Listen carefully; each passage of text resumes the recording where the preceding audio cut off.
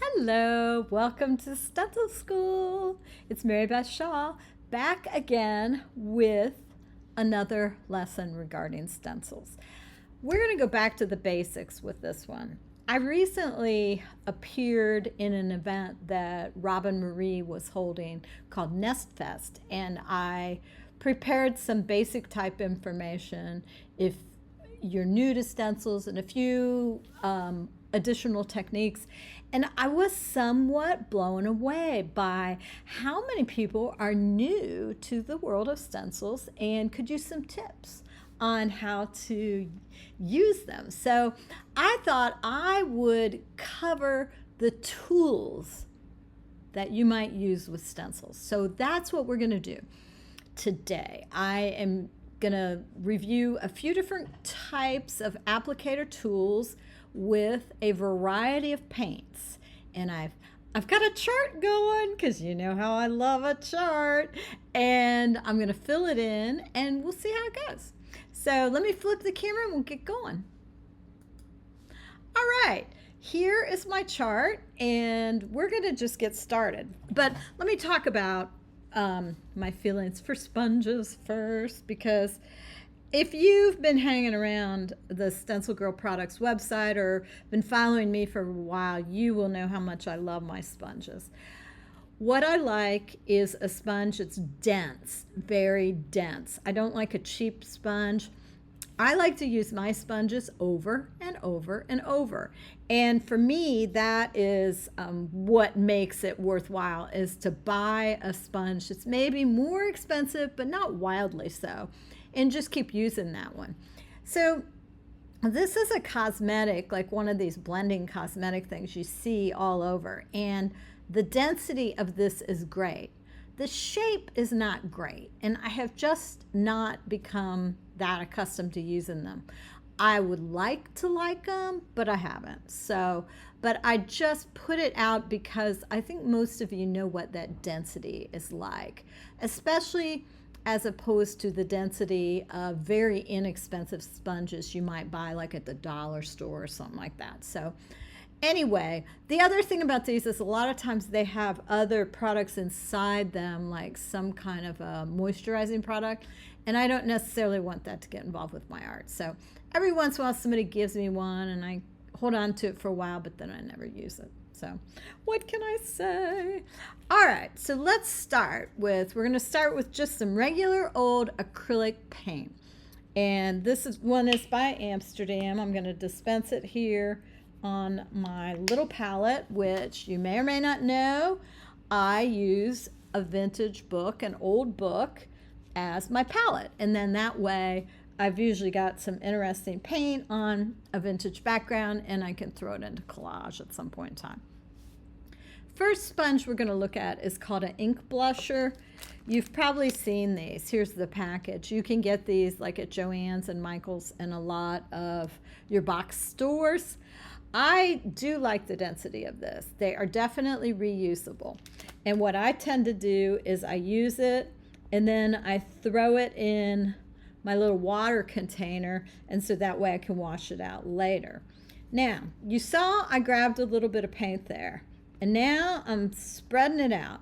I'm pouncing it because what I want is a look where the top of this is fairly dry looking, meaning, well, you could get some on your finger, but not too much, okay?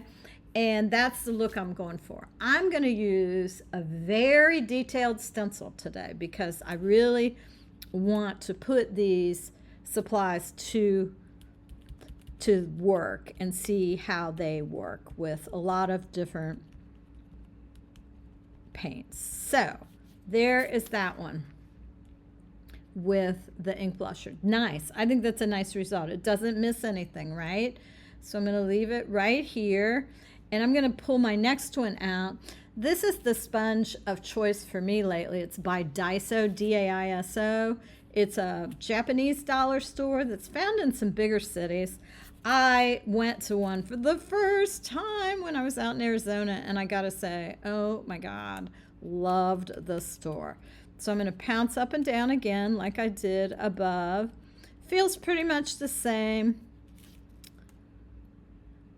Very, very similar result. Not a big difference in that. So yeah, good to know. All right, so there's that. This next one, this one became popular lately. It's actually was manufactured to be a cosmetic brush, and you can find them all around, like on Amazon. Or I have found them at, where did I see these? Oh, I saw them at Marshall's the other day, which I thought was weird. But anyway, you can pick them up here and there in different sizes. They're really nice if you want to blend. Now, this is not a pouncer. This is more of a round type application, meaning you circle round. Due to the way the bristles are on this, it's unlikely to go underneath the stencil. And look at the fine lines that popped here. Patty was just telling me, she works with me, and she was just saying this has become her favorite tool lately. And you know, we all change our ideas, right, as time goes on, but I do have to agree, it's a good one. So that line thing might have pulled me in. Very interesting. Now, this is another tool I love. I'm only showing you tools I like because, I mean, what's the point of looking at stuff I hate, right? This is a Tim Holtz Ranger tool, and it has a little bit of Velcro here, and then this has the felt. These are the domed attachment, the little foam things, and he recently made some tiny ones. They're about this big around. They are absolutely adorable, and I do like them very much. I just don't happen to have one with me right now, but same deal, kind of pouncing. This is a pouncer. Although I would say you can probably do some rubbing with this too. Let's take a look. Oh, very, very nice. Very nice. And the last one is made by Tulip. This is also a big box store product, and it is found in the fabric area because it's typically used with fabric. So again, it's kind of a pouncer, although you can, you know, twirl this too. Now, the reason I can twirl on this stencil is because this is designed super tight. None of this is floppy.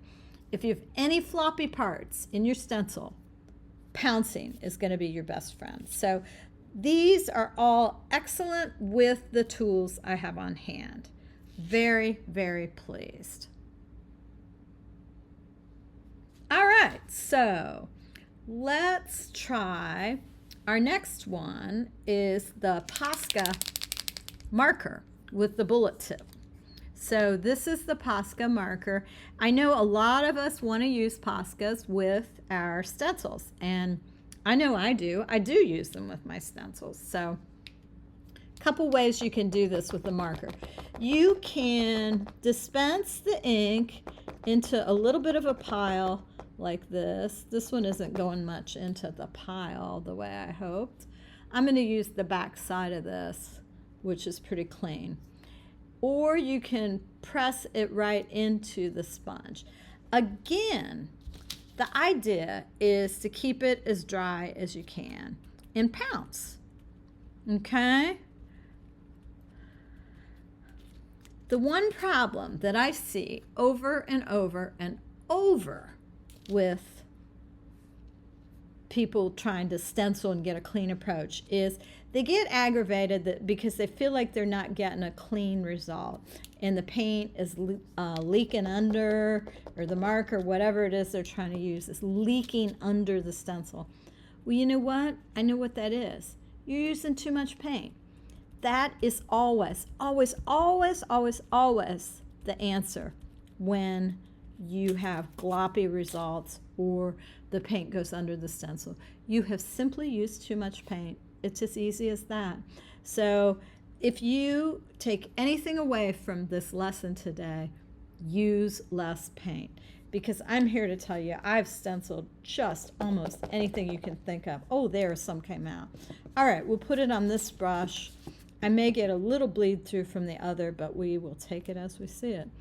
Oh, I'm in the wrong category. Wait, I've got a Posca, and I've got, oh, cosmetic brush. No, I'm not. I'm right here. Okay. And again, it's doing pretty well, although I maybe used a little too much because we got a little bit of bleed through, but honestly, it wasn't enough to bug me, put it that way. This is, I'm going to see if I can just wipe the top of this off so it's dry. I don't want to put a baby wipe on it as of yet, but this is the Tim Holtz tool now with the Posca. Let's see if I can get some of this to dispense out. A little bit more. There we go.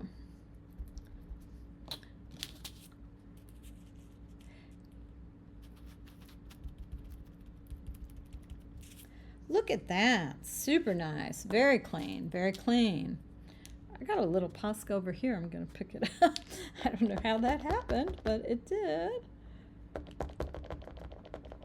And see if we can get a little bit more to come out here. Oops. Trying to dispense some of that Posca into that sponge. Now I'm going to pounce it off a little bit because of that keep it dry rule, right?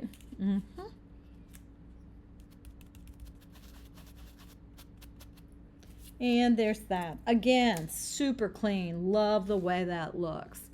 I am going to clean off these sponges briefly, and then I shall be right back, and we will continue with the rest.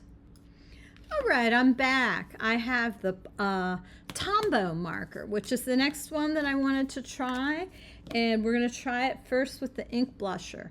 So I'm going to put some of the Tombow on this side, this top part of the ink blusher, which I haven't used yet. I'm not going to pounce this off. We'll see what happens. I may regret this. Oh my gosh, I haven't done this for a long time. I have to say, I'm delighted at how the Tombow works. Wow. Like I said, I haven't used the Tombow for a while for this purpose, and that is pretty awesome. The nice thing about this Daiso is all the surfaces. I didn't even clean this one because I have so many different sides that I can put product on that I can wait and not clean it until the end, and it'll be just fine. So I do like that. We'll use the Daiso. And they're very, very nice with the Tombow. Wow, I think the Tombow is going to blow my mind because, as I said, I haven't used these for a long time. Now, Tombows are water soluble, so you do need to remember if you use these in your art and you hit them later with water, they're gonna go wild. Oh, I think this is going to be excellent. I still had a little of the underneath paint, but look at the result, that cosmetic brush.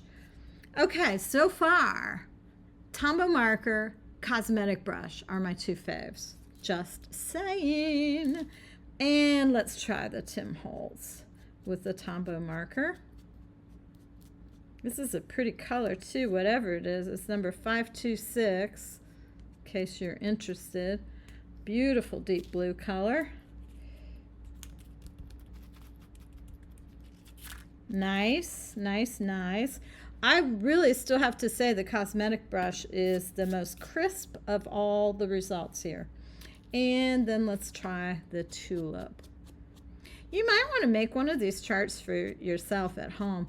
I know we have a lot of swatching, stencils and so forth, and I did something about that in a recent broadcast of Stencil School. But I just wanted to do something a little bit bigger and something different, so here I am pushing the edge again. All right, very nice for the Tombow. All right, next we have watercolor. And I have some watercolor right here that I've been, I'm going to add a little bit more water to it as I did right here. So this is some watercolor. It was very solidified. I sprayed it with water before we came on the air so that I could get it, decently wet, all right? So with watercolor, obviously the wet is the issue, right? Because you need to keep it dry when you stencil. So what I would do is I would get a little bit on there and Then I pounce it out, and you can see the water coming out of there. And so I pounced it off a little bit, and some of it merged up using the ink blusher. For me, that doesn't concern me that much because I typically am painting more abstracted type work, and you could just pounce it off more, or you could be like me and pretend it's an abstract, whether it is or not. But look at this. So many people think that you cannot use stencils with watercolor, but I am here to tell you, you sure can. I do it all the time, and I'm super pleased with the results. Let's try it with my little winning cosmetic brush. And again, the cosmetic brush for the win, right? Good night. I am thrilled with that. Let's try the Tim Holtz, the blending tool.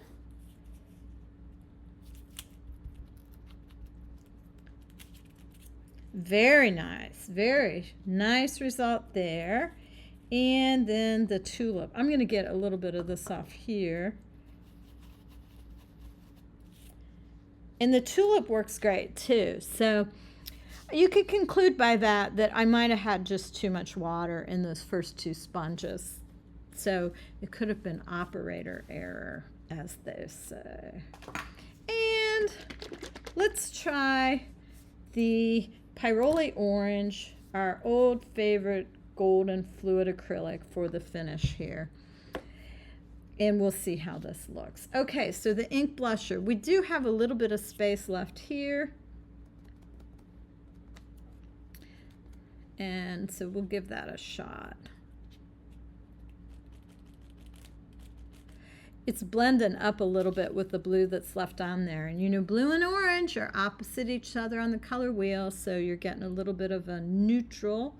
Not a lot, but enough that I can see it. Let's try this end here and see if that works better for the Daiso sponge.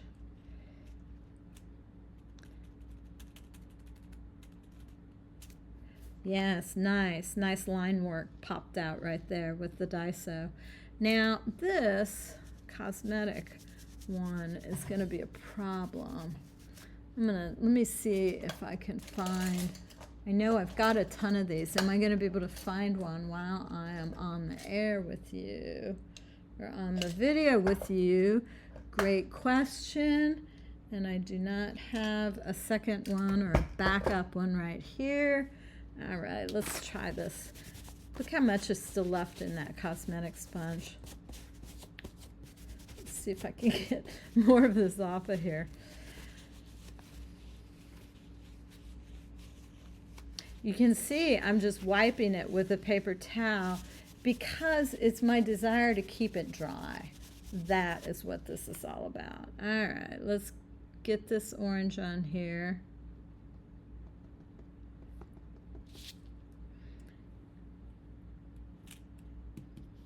Now this is going to blend it out, and it's going to be a neutral for sure. Look at it. It's a neutral, but it's got a lot of nice white lines in between. So that is a win in my book. And the Tim Holtz, let's make this one neutral too, since I forgot to clean it. So you're getting a color lesson here to boot. Look at that. This one had more blue in it, this one had more orange in it, but you can learn about your neutrals that can be created. And just in case you're wondering, I don't call these mud.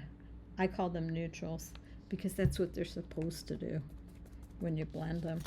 This one's going to be that way as well. So let's find a part of the stencil we haven't used right here. And again, a nice result. So I gotta say, I am pretty happy with how these all came out. For me, I will have to say, I'm more smitten with the cosmetic brush than I thought I'd be. I had forgotten about it, truly. And it's pretty exciting to try something that I have sitting here in my studio and I just haven't been using. So that was pretty exciting. The other thing is how well these markers performed. That was thrilling to me to see the Tombow marker and the Posca performing so well. And watercolor, as usual. I mean, How many people just don't even know you can use watercolor with stencils? Try it. I think you'll love it. And even if you get a little messy, which that's not really very messy with the watercolor, this blue, these top two blues, you know, I think this is why, you know, we're people, we're not machines. We're looking to make art. We're not looking to, you know, replicate or document photo accurate imagery, or at least I'm not. I'm certainly not. So anyway, make a chart for yourself. It's a lot of fun. Pull together the supplies you might have in your own studio and just chart them out and see how they work for you. By the way, I did want to say this stencil is S266, designed by Maria McGuire, and it's an inchy doodle stencil. Really a cool one. Fine lines, but they perform as long as you know how to use the stencil. Thank you so much for watching. Take care. I'll see you next time.